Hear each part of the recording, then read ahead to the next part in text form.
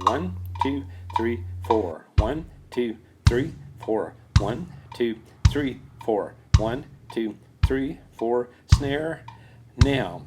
1, 2, 3, 4. 1, 2, 3, 4. 1, 2, 3, 4. Cymbals. And 2N and 4N and 2N and 4N and 2N and 4N and 2N and 4N. Toms. Now. Again.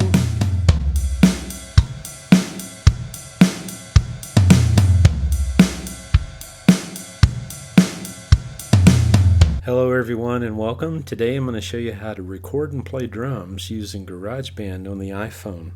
If you don't have GarageBand on your computer already, you can just switch over to your App Store, type in GarageBand and install it. It's free. It's from Apple, so it's safe. Once you have the GarageBand icon on your iPad, just tap the application will open up. Now, since I've composed a good bit with my GarageBand, it comes open to a very busy screen. If you're running GarageBand for the very first time, it's very likely your screen is going to be fairly empty at this point. So, the very first thing we will do to get started is click on the plus button in the upper right hand corner. That will create a new song for us. Now, GarageBand could come open to any number of things, so let me just show you a few ways to make sure you navigate to the place where we are. It could come open to live loops, or it could come open to tracks. Click on the Tracks tab at the top of the screen. It could come open to any one of these particular instruments, and what we want to do is navigate until we find this drum, and then the second icon that's called acoustic drums is the one that we'll want to tap. Once GarageBand opens, we have to do just a little bit of screen setup to make sure that we're good to go. The first thing I'm going to do is tap my bass drum. If I don't hear anything, I'm just going to unplug and replug my headphone. That should cause GarageBand to reset the sound, and so now hopefully I should be able to hear the bass drum.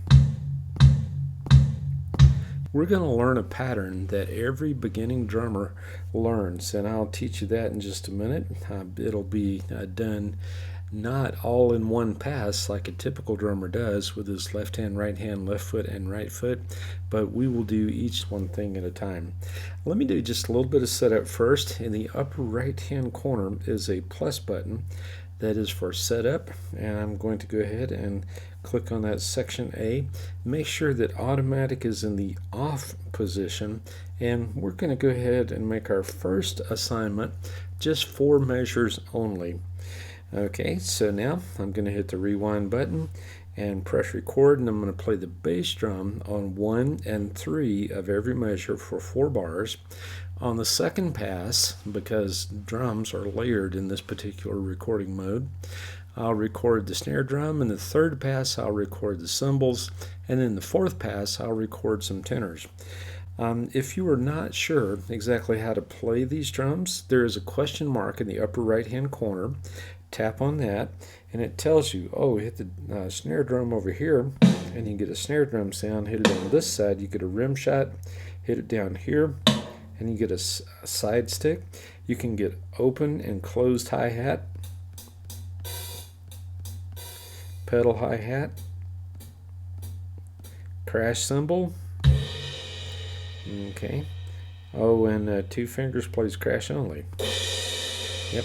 And you can do toms and mid toms and low toms and high toms. Okay, you can also do the ride cymbal or the ride bell. And you get a unique sound for each of those. So I think I am ready to start recording. By the way, if you want to leave these helps on while you're recording, that's perfectly okay. I am going to tap the question mark again to hide all of the helps. I've already rewound. I'm going to hit the start at the beginning. It will give me a 4-beat count off, and then I'll start playing my bass drum in pass 1. 1, 2, 3, 4. 1, 2, 3, 4. 1, 2, 3, 4.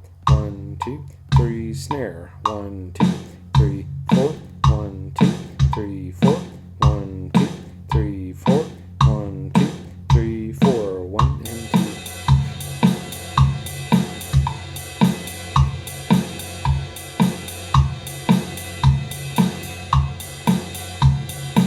Okay, yeah, I'm actually pretty happy with most of that. I'm going to actually add some tenor fills in that in just a minute, but before I do, I want to come down here and clean up a few things. So I will tap on this, hit edit, and then up here, just going to make sure that my snare and bass are exactly on 1 and 2 and 3 and 4. Here's one that was a little bit off the beat, and so I'll actually move those over precisely to the beat. Okay, the rest of those are precisely on the beat. I'll make sure each of these are on a line, and it looks like each of those are on a line, so that's pretty good. And then the last thing I'm going to do here is select all of these and tap them and hit the velocity button and turn the velocity down. Yeah, quite a lot on that, and hopefully that applied to each and every one of them. And now let's see how this sounds.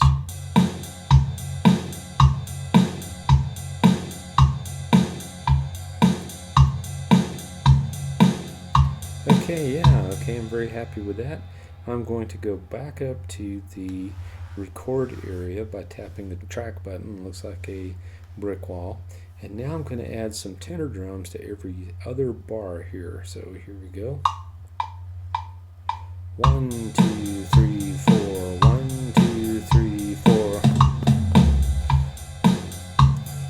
1, 2. Okay, I'm not totally unhappy with that. There was a little bit of correction that needed to happen in there. So I'm going to double tap on this, hit the edit button once again. And let's see. I think what I wanted this to have happen here was for this to be right there. And then same thing here. Yeah, okay, I think we got that cleaned up finally. Let's try it now.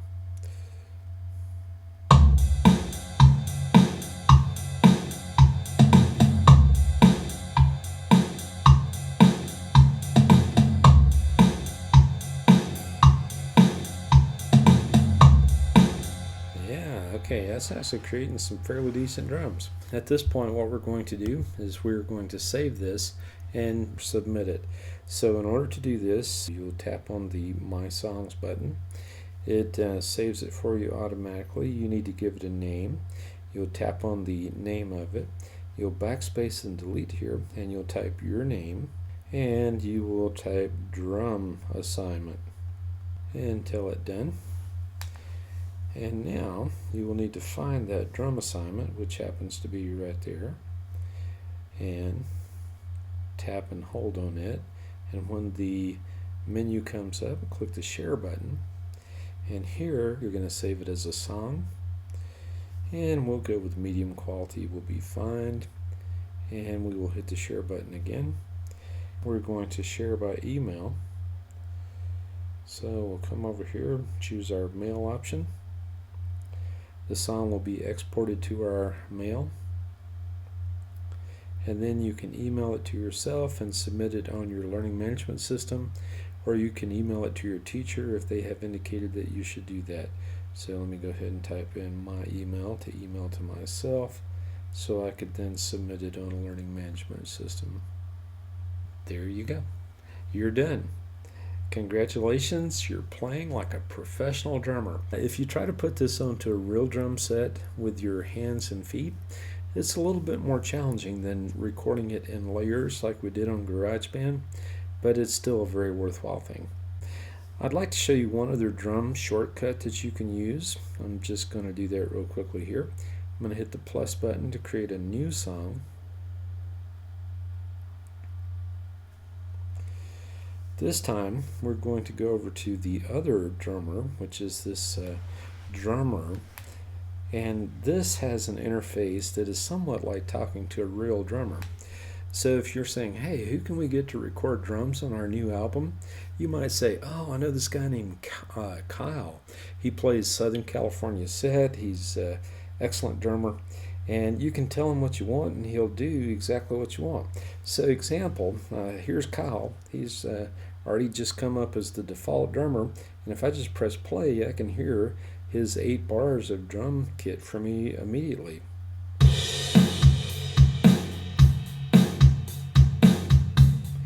Okay, that's a little bit more interesting than the drum kit that I played. Of course, I'm just a beginner. Okay, but if I want Kyle to play something more simple, I just scoot this little button. If I want to play something a little bit more complex, scoot this button over to the right. Notice the waveform is changing as I do that. That's pretty complex, and the other was a little bit too simple. Perhaps in the middle is what I want to do. If I want Kyle to play softer, I have volume and complexity.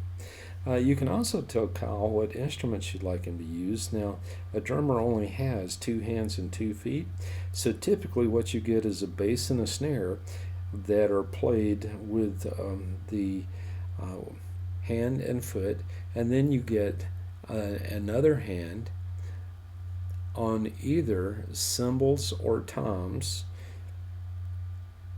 and possibly the other foot on the hi-hat. So you can say, oh, Kyle, I want you to play toms instead of cymbals. Or you can say, I want you to play cymbals instead of toms. But because he doesn't have more hands than that, you really can't ask Kyle to do more things than what it's possible to do. You can tell him that you want more complex cymbals. Here, I'll put this on simple cymbals, simple snare and kick. Here we go. And I'm going to turn up the kick and snare so he's a little bit more busy on the kick and snare. And you can put him on cymbals and turn up the complexity of his cymbal playing.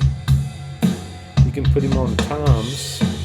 It's kind of a simple cymbal playing, simple toms there, more complex toms, and even more complex toms. Yeah, I kind of like that. Yeah, it's very interesting. You can also turn on percussion up here, hand claps, maracas, or tambourines. And let's add a tambourine to this and make it complex.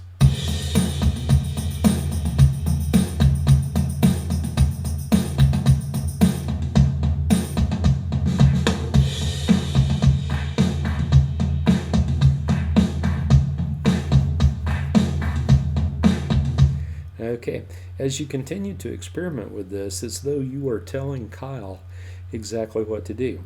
Now, you remember I said this is kind of like talking to a real drummer? Well, you're not actually limited to a single drummer here. I just tapped on Kyle's picture there, and over here is Logan. He plays hard and heavy rock and roll drums. Okay, I'll click on Logan there, and come over. Here's Magnus, here's Leah, Jasper, Maurice, Dez, Darcy, Mason, and so on. And each one of them has a description of the kinds of drums that they play. If you read there, you will find that they are quite interesting with what they play. You can also customize other things about the drum set, how thick you want their fills to be, whether you want them to swing or have no swing. If when I say swing, that would be like a jazz style do-ba-dee-ba-dee-ba as opposed to do-da-dee-do-dee-do. Okay, so if the music swings, the drummer should swing. If the music doesn't swing, the drummer should play straight. Rock and roll is typically played straight. Jazz swing is played with a lilt, is what I'm going to say. Okay, when you're ready to read, well, actually, this is as soon as you select a drummer track, it composes a drummer track for you for the measures that are in your song. And if you just click the track button, it goes back down to the song level, and you can see your track has automatically been added according to all the options and parameters that you set when you were in the drum field. If you click on that drummer icon again, you can pull this up and continue to customize the drums that are played there. Alright, you would save this and send it to yourself in exactly the same way as you did before. So tap on My Songs, click and hold on that, choose Rename, and I'll call this Floyd Richmond Auto Drums.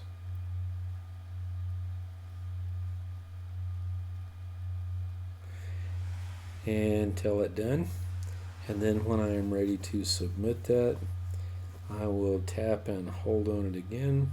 And when the menu pops up, I'll choose share. I'll click the song button. I will hit the share button real carefully right there. And it should pull up a choice of options for me sharing this. I'll go over to email again.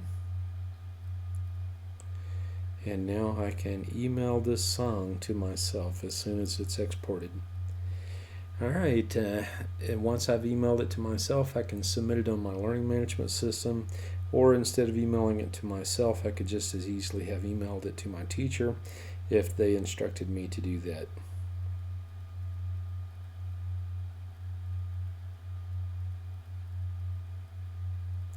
Hit the send button and you're done. Okay, enjoy making drums, and hopefully you've learned a little bit about how drummers actually play, and also a little bit about making drum tracks for songs that you will create in GarageBand. Thank you very much.